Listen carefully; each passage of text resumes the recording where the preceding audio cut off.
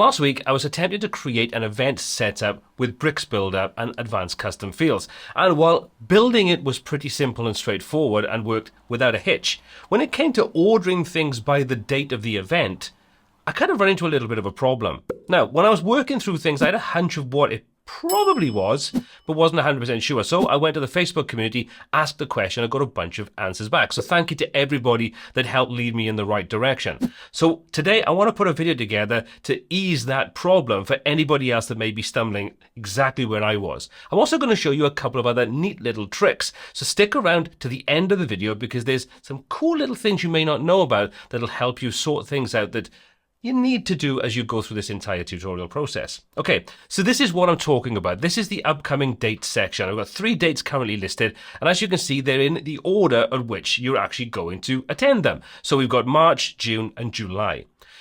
Everything else is pretty simple and straightforward. So let me show you how you do this. It's very easy once you know how. Now, everything starts off inside Advanced Custom Fields itself. So this is the setup that I've got. I've created a custom post type called dates, and I've got 5 different fields associated with it, most of which are pretty self-explanatory and are not really that much of an issue when it comes to this tutorial. But what is the event date. This is the key to getting everything working the way you want. But it does introduce some inherent issues, which I want you to stick around to the end to see how we solve those issues.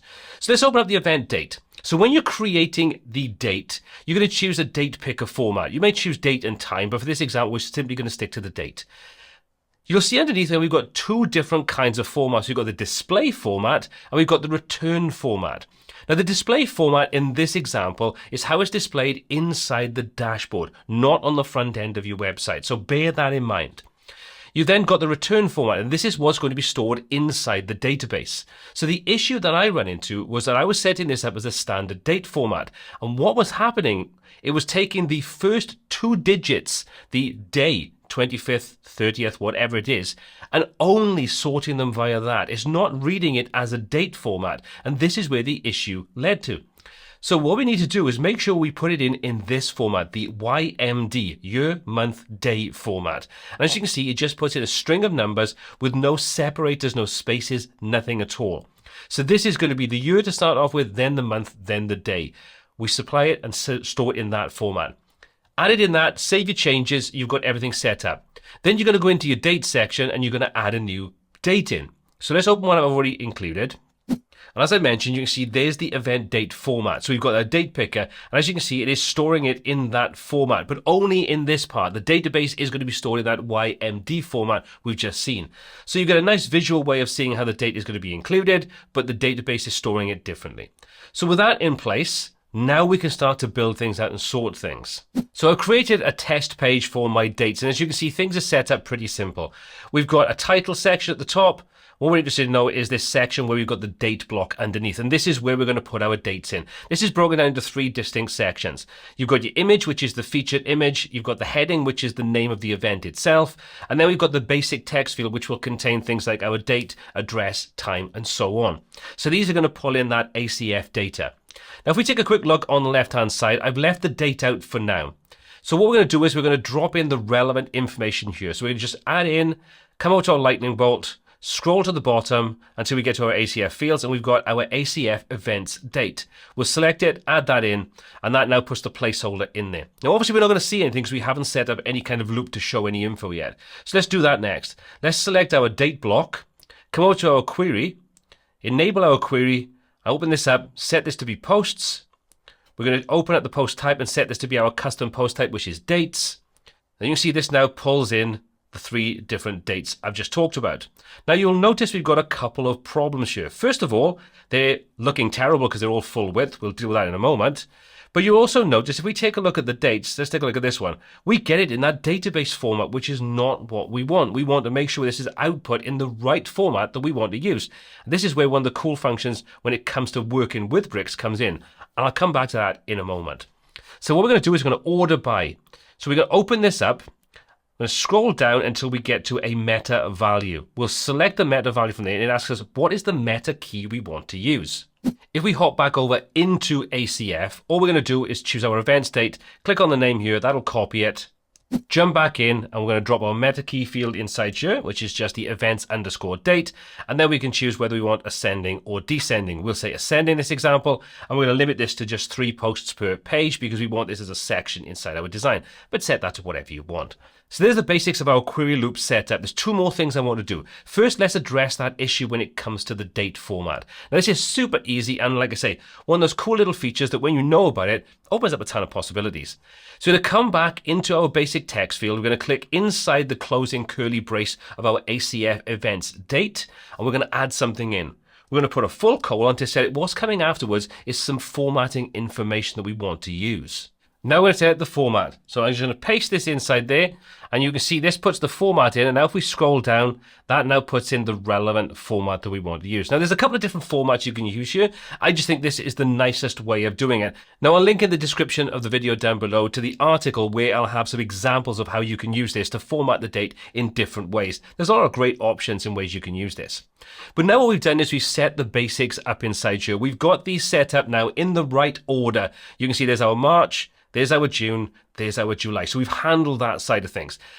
But what about if you don't want to have to manually come in once the date has passed and remove those old dates? You want it to automatically do that. Again, we can do that using the query option. So we'll open our query up one more time. So we'll come back up to our loop query. We'll open this up. We're going to scroll down, and you can see we've got more options inside here for things like taxonomy queries, meta queries, and so on. We're going to use a meta query. So we're going to add a new meta query in, and this asks us now for what do we want to query and how do we want to handle that query. Again, this is relatively simple and straightforward.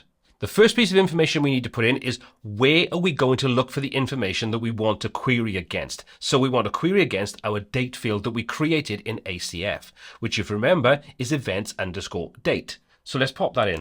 Next up, we want to tell the meta value we want to query against. How do we want to query against it?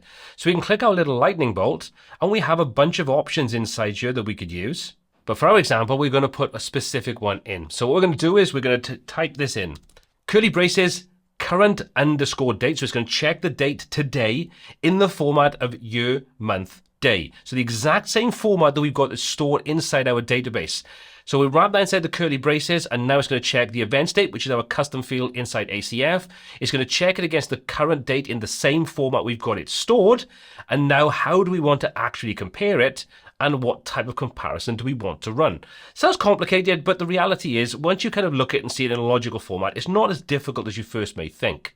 So if you have our comparison options up, you can see all the things you'd expect to things like equal, not equal to, and so on. So we're going to say is greater than or equal to. In other words, greater than or equal to the current day. Anything older than that won't be displayed. And then we're going to say what type. We're going to set this, it's going to be a date. Now, obviously, if you were storing the date and the time, you'd have a slightly different format here, so you'd have to change the date time, and you change your meta value query as well. For this, though, we're going to set this to be date, and now that's going to sort those out based upon the dates. So everything now is in place. So let's go and take a look at this in action. So this is our page. If we scroll down, there's our date, 30th of March. Then we've got June the 8th. And finally, we've got July the 13th. Let's go and change that first date to make it older than today's date. So let's edit this event date, and we'll set this to be the 1st of March, which is, well, a couple of weeks ago. And hit update, come back to our page and refresh this. And you can see that date has now dropped off, and we've only got 2 dates left because that now has passed. It is that simple and straightforward. So the final thing we need to do is just quickly set this up to be in 3 columns so everything looks a little bit nicer than these massive images and not a lot of information underneath. So for that, I'm going to use one of my favorite tools right now, which is Advanced Thema, and we're going to set the display. We're going to change this over to grid, and I'm going to use the option for grid display. We'll choose the grid builder, open that up.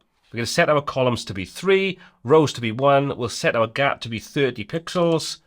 And we'll say we want to use min-max. And we'll just say apply grid and close. And boom, we now have our nice grid. If you want to find out more about Advanced Thema, I'll link to some videos down in the description down below. Maxim's doing a fantastic job, and this just makes my life so simple and easy.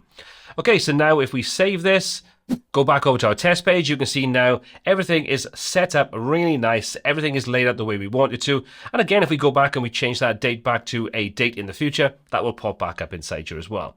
But hopefully what this has demonstrated is that you can get a lot more done just by knowing a couple of simple little tricks, especially when it comes to working with dates, events, and things like that, and sorting things, but also applying those meta queries to handle things that are, you don't really want to have to go in and manually remove these dates. You want it to be automatically handled.